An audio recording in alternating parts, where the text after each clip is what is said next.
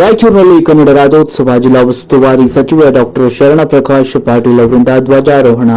ಸಮೃದ್ಧ ಕರ್ನಾಟಕ ಸರ್ವತೋಮುಖ ಅಭಿವೃದ್ಧಿಗೆ ಸರ್ಕಾರ ಬದ್ಧ.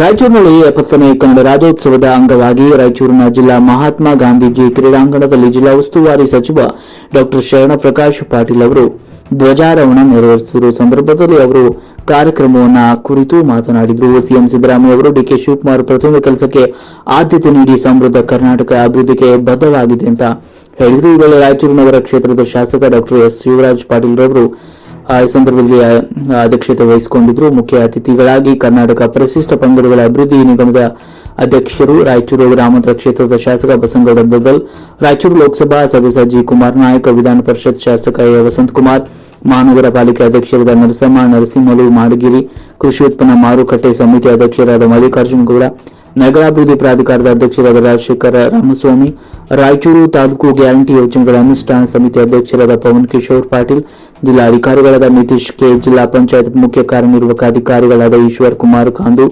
ಜಿಲ್ಲಾ ಪೊಲೀಸ್ ವರಿಷ್ಠಾಧಿಕಾರಿಗಳಾದ ಪುಟ್ಟಮಾದಯ್ಯ ಎಂ, ರಾಯಚೂರು ಮಹಾನಗರ ಪಾಲಿಕೆ ಆಯುಕ್ತರಾದ ಜುಬಿನ್ ಮೊಹಪಾತ್ರ ಅವರು ಸೇರಿದಂತೆ ವಿವಿಧ ಇಲಾಖೆ ಜಿಲ್ಲಾ ಮಟ್ಟದ ಎಲ್ಲ ಅಧಿಕಾರಿಗಳು ಈ ಕಾರ್ಯಕ್ರಮದಲ್ಲಿ ಭಾಗವಹಿಸಿದರು.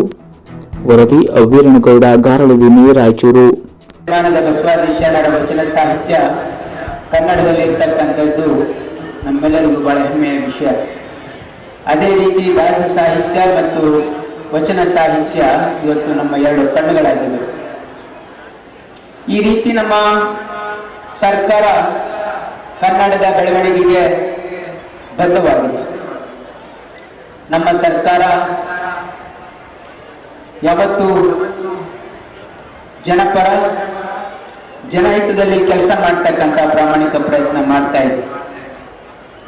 ಮೊನ್ನೆ ನಮ್ಮ ಉತ್ತರ ಕರ್ನಾಟಕ ಭಾಗದಲ್ಲಿ ಆಗಿರ್ತಕ್ಕಂಥ ಅತಿವೃಷ್ಟಿಗೆ ನಮ್ಮ ಸರ್ಕಾರ ಸ್ಪಂದಿಸಿ ಇವತ್ತು ರೈತರಿಗೆ ಪರಿಹಾರ ಕೊಡ್ತಕ್ಕಂಥ ಕೆಲಸನೂ ಕೂಡ ಚಾಲ್ತಿಯಲ್ಲಿದೆ.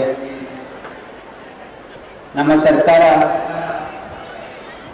ನಮ್ಮ ಮಾತಿನಂತೆ 5 ಗ್ಯಾರಂಟಿಗಳನ್ನ ಜನರಿಗೆ ತಲುಪಿಸಿದಲ್ಲಿ ಯಶಸ್ವಿಯಾಗಿದೆ ಅಂತಕ್ಕಂಥದ್ದು ಹೆಮ್ಮೆ ನಮಗಿದೆ. ನಮ್ಮ ಕಲ್ಯಾಣ ಕರ್ನಾಟಕದ ಏಳಿಗೆಗಾಗಿ ನಮ್ಮ ಸರ್ಕಾರ ಅನೇಕ ಯೋಜನೆಗಳನ್ನು ರೂಪಿಸಿದೆ.